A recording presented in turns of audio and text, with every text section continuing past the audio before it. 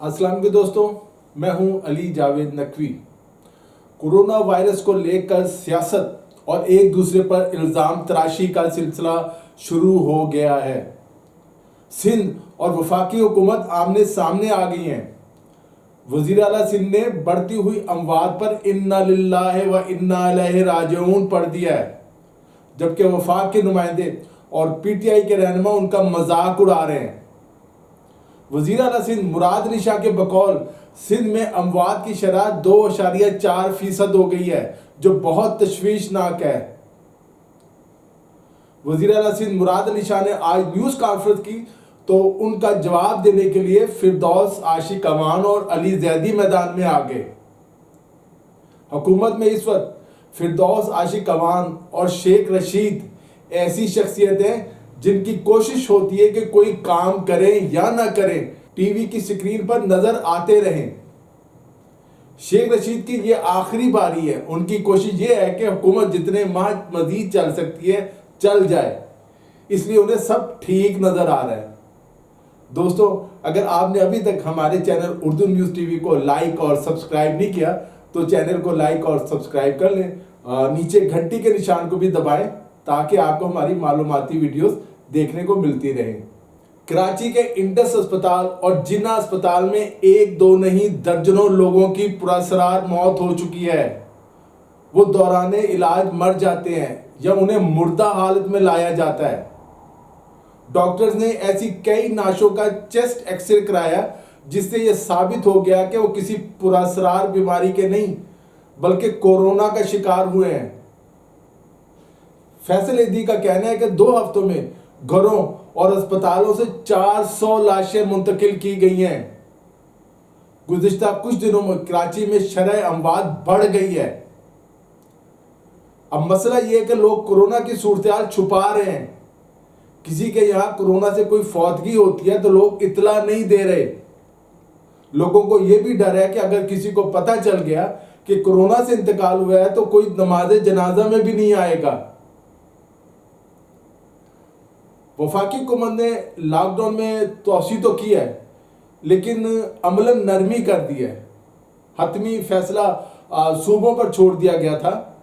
सिंध हुकूमत ने लॉकडाउन में आज कुछ सख्ती की है और वज़ीर आला सिंध का कहना है कि ये सख्ती नरमी में नहीं बदली जाएगी। आज तो वज़ीर आला सिंध मुराद अली शाह की आंखों से आंसू निकल आए, लेकिन पीटीआई के रहनुमाओं ने उनका मजाक उड़ाया।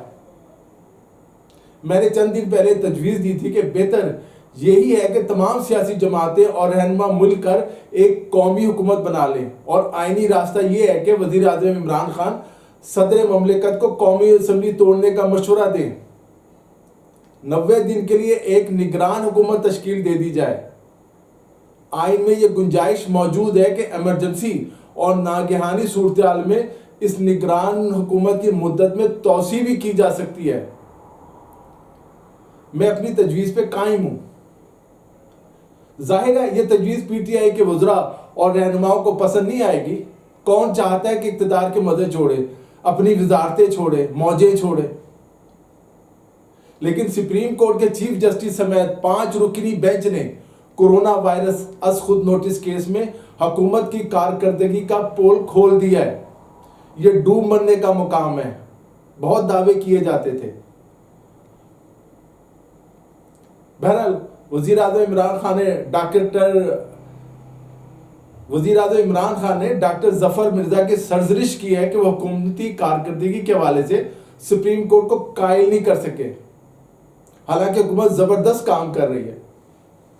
मेरा ख्याल है कि डॉक्टर जफर मिर्जा की जगह शेख रशीद और फिरदौस आशिक अवान को ही सुप्रीम कोर्ट भेजा जाता, जहां वह हुकूमती कारकर्दगी के हवाले से दिल खोल कर झूठ बोलते।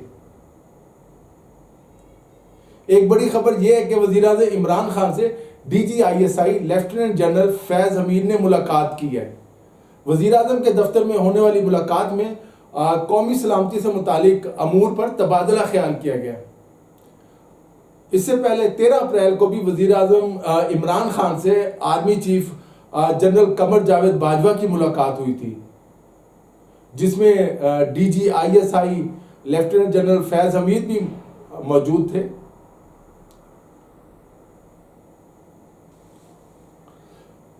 अब एक और बड़ी और अच्छी खबर, और वो ये है कि पाकिस्तान में आलमी सरमायाकारी कंसोर्शियम GIC के तहत मुल्क में अरबों डॉलर आने की उम्मीद पैदा हो गई है। एक ऐसे वक्त में जब दुनिया में कारोबार और गैर मुल्की सरमायाकारी बढ़ने की बजाय कम हो रही है, पाकिस्तान में अरबों डॉलर आएंगे। कंसोर्शियम मुख्तलिफ मेगा प्रोजेक्ट्स जैसे नया Pakistan housing scheme, Reko Diq copper और सोने के मंसूबे और दयामर भाषा डैम बिजली के मंसूबों में पब्लिक प्राइवेट पार्टनरशिप की बुनियाद पर 50 अरब डॉलर की सरमायाकारी पर गौर कर रहा है।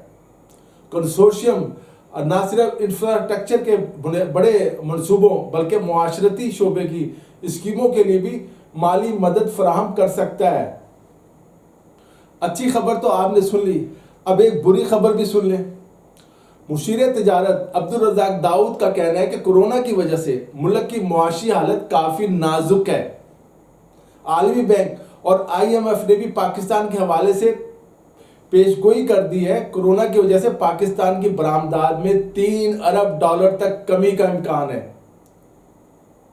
गुज़िश्ता साल के मुकाबले में रवा माह बरामदात 70% कम रिकॉर्ड की गई है।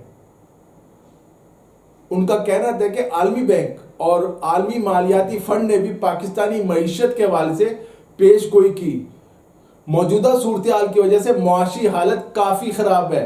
अब शायद मुशीर तिजारत के इल्म में नहीं कि आलमी कंसोर्शियम पाकिस्तान में अरबों डॉलर लाने का सोच रहा है, या ये खबर खुद हुकूमत ने सनतकारों को मुतमईन करने के लिए प्लांट की है, अखबारात में शाया करवाई है। खैर, एक दिलचस्प खबर वो ये कि अमरीकी सदर डोनाल्ड ट्रंप, अमरीकी वजीर खारजा पोम्पियो, रिटायर्ड जनरल और बाज़ अमरीकी सहाफ़ी बुलंदोबांग दावे कर रहे हैं कि कोरोना वायरस चीनी वायरस है और चीनी लेबॉर्ट्री में बनाया गया। लेकिन अमेरिका के एक हाजिर service general chairman joint chief of staff general mark मिली ने कोरोना वायरस चीन की लैब में बनने का जो मफरूज़ा है उसे मुस्तरद कर दिया है। उनका कहना है कि कोरोना वायरस कुदरती तौर पर सामने आया। अमेरिकी जनरल मार्क मिली ने वाशिंगटन पोस्ट से गुफ्तगू में बताया कि वायरस वुहान की लेबॉर्ट्री में बनने से मुतालिक जो क्या सराहियाँ की जा रही थी, अमेरिकी इंटेलिजेंस CIA ने उसका जायजा लिया। ताहम इब्तदाई शवाहिद बताते हैं कि कोरोना वायरस चीन की किसी लेबॉर्ट्री में तैयार नहीं किया गया। यह वायरस कुदरती तौर पर सामने आया है।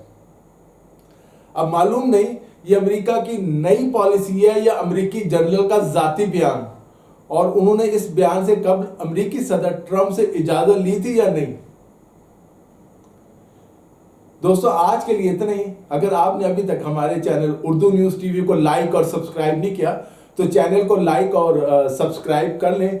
नीचे घंटी के निशान को भी दबाएं ताकि आपको हमारी मालूमाती वीडियोस देखने को मिलती रहें। अली जावेद नकवी को इजाज़त दीजिए। अपना ख्याल रखिएगा। खुदा हाफिज़।